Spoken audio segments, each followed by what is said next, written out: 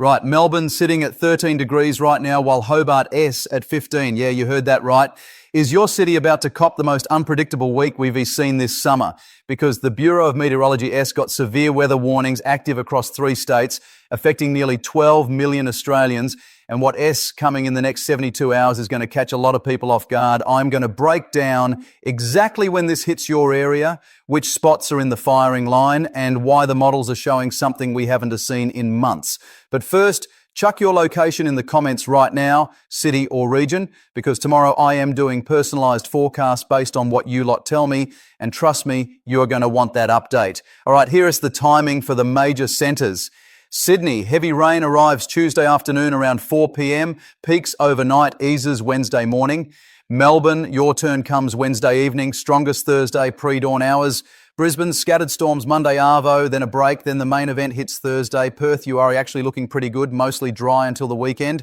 Adelaide gets clipped Wednesday night into Thursday. Hobart, steady rain Wednesday through Friday. Darwin, typical wet season stuff, afternoon storms daily. Canberra, Wednesday afternoon through Thursday morning, could be decent falls. Now here's the thing. The Access model and the European model are not agreeing on the track of this low pressure system, and that disagreement matters big time for southeast Queensland and northern New South Wales.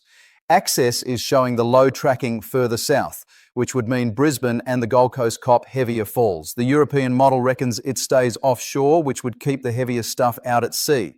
This 50-kilometre difference changes everything for millions of people along the coast. We'll have a much better idea when the morning runs come through, so definitely check back tomorrow.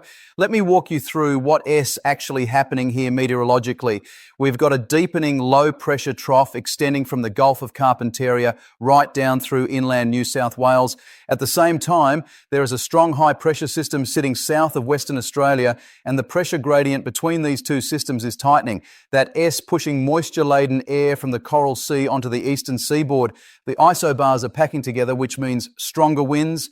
And when you combine that with the instability in the atmosphere, you get the potential for some pretty vigorous storm activity. Now, for you lot in Sydney and surrounding areas, here is what you need to know. Newcastle, storms develop late Tuesday. Heaviest falls Tuesday night into Wednesday morning. Could see 50 to 80 millimetres.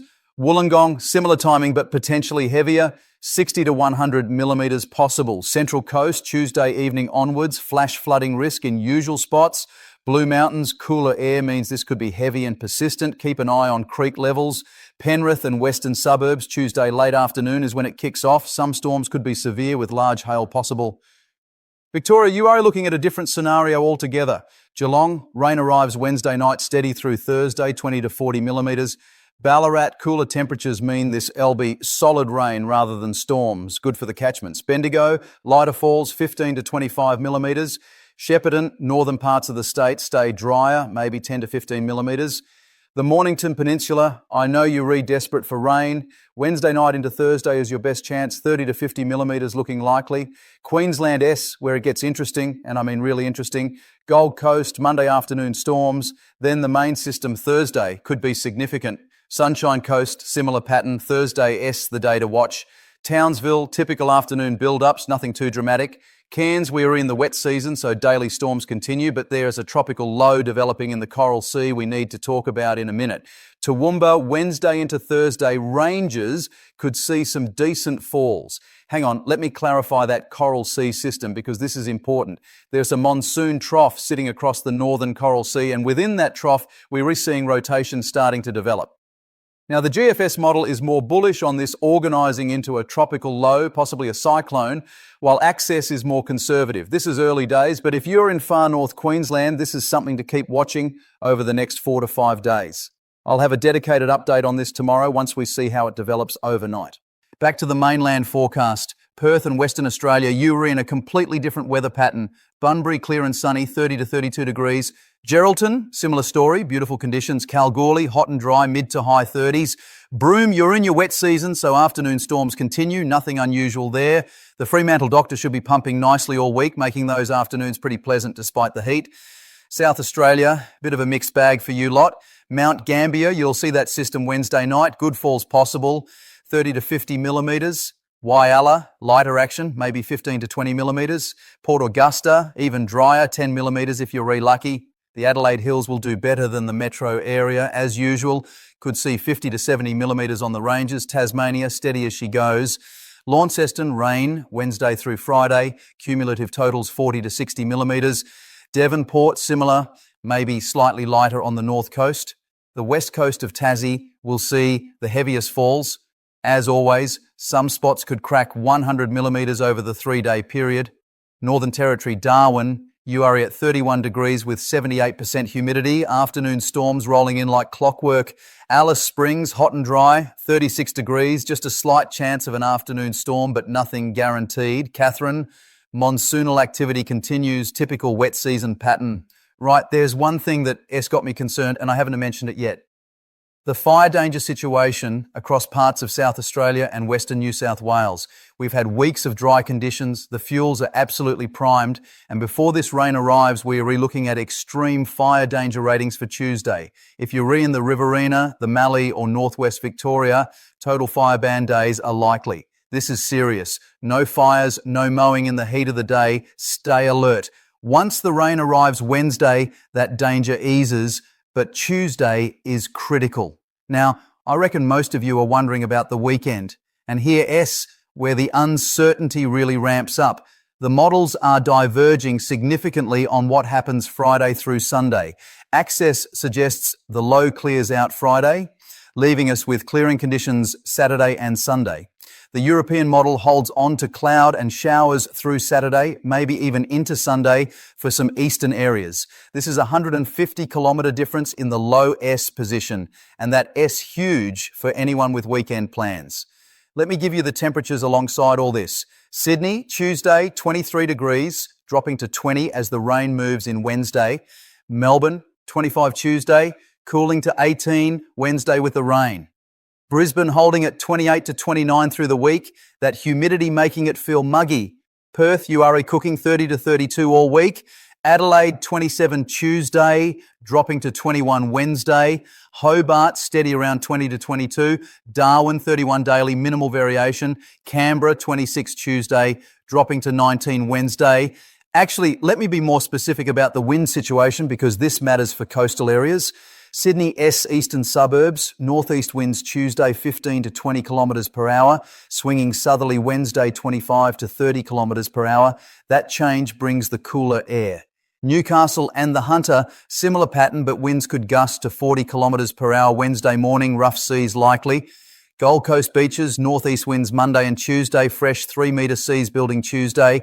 Melbourne, Bayside, northerlies. Tuesday could hit 30 kilometres per hour, swinging westerly Thursday. If you're just joining, drop your city in the comments because tomorrow's forecast is going to be location specific based on what you tell me.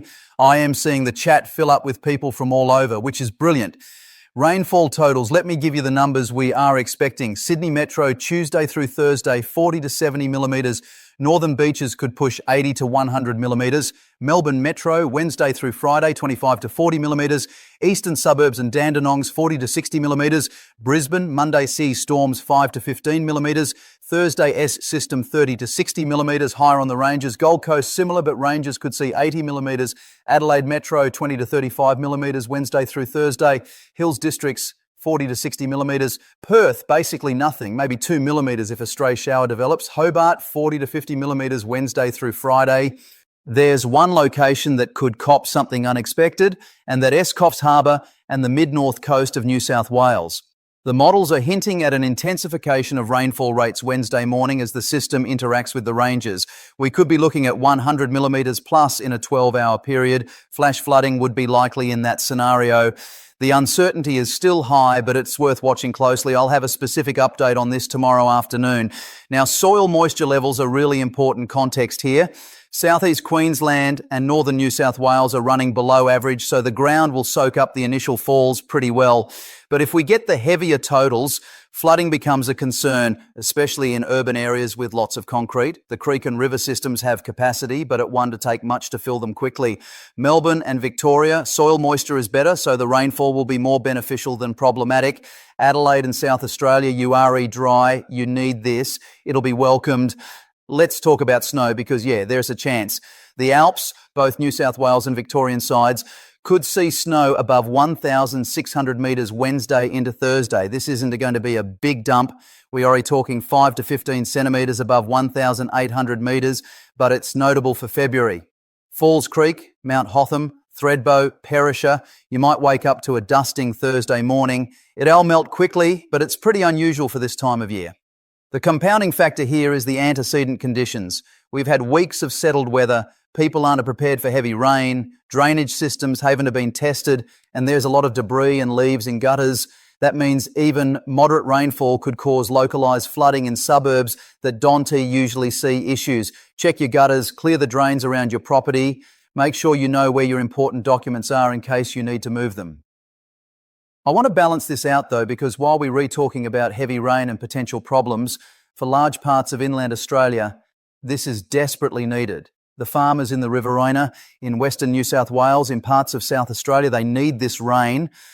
Pasture growth has stalled, dams are low, it's been a tough summer. So yes, there are concerns for urban areas, but this system is bringing benefit as well. Let me update you on that coral sea tropical low situation, because there has been a new model run since I started recording. The latest access run is now showing more organisation than earlier runs. We could be looking at a tropical low declaration by Thursday or Friday, and if it continues to develop, a tropical cyclone by the weekend. The track is still very uncertain, could curve south towards the coast, could recurve east away from land, could even stall. This is at least 5 days away from any potential impact, but monitoring it closely is important. If you're in Cairns, Townsville, or anywhere in far north Queensland, keep checking back for updates. Severe thunderstorm potential, let's break that down. Monday afternoon, southeast Queensland, storms possible but not severe criteria likely. Tuesday afternoon and evening, Sydney and surrounds, this is where we could see severe storms. Large hail is possible, damaging wind gusts to 90 kilometres per hour, heavy rainfall leading to flash flooding. The ingredients are there: instability, moisture, wind shear. Wednesday, the severe threat shifts to Victoria, but at S marginal, not as juicy as Tuesday for New South Wales. Here's what I need you to do. If there is severe weather in your area, I'll be monitoring the Bureau of Meteorology warnings live. Follow their official warnings. They read the authority. I'll be providing context and updates, but BOEM is your official source for warnings and safety information. UV index, because even with cloud around, you can still get burnt. Sydney Tuesday, UV 7, which is high. Melbourne, Wednesday, UV 6. Brisbane all week, UV 8 to 9, very high to extreme. Perth, UV 10, extreme. Slip, slop, slap without fail. Darwin, UV 7, but with that humidity, you are not going to want to be outside midday anyway. Beach conditions since we're heading into the week. Sydney beaches Tuesday, 3 metre swell building, not ideal for swimming. Stick to patrolled beaches between the flags. Wednesday, rough conditions, 4 metre seas, strong southerly winds, probably best to admire from the sand. Gold Coast Monday and Tuesday, reasonable conditions but increasing swell Tuesday afternoon. Melbourne beaches, Wednesday onwards, not pleasant, cold southwesterly winds, rough seas. Perth beaches, beautiful all week, light winds, clean swell, you've got it good over there.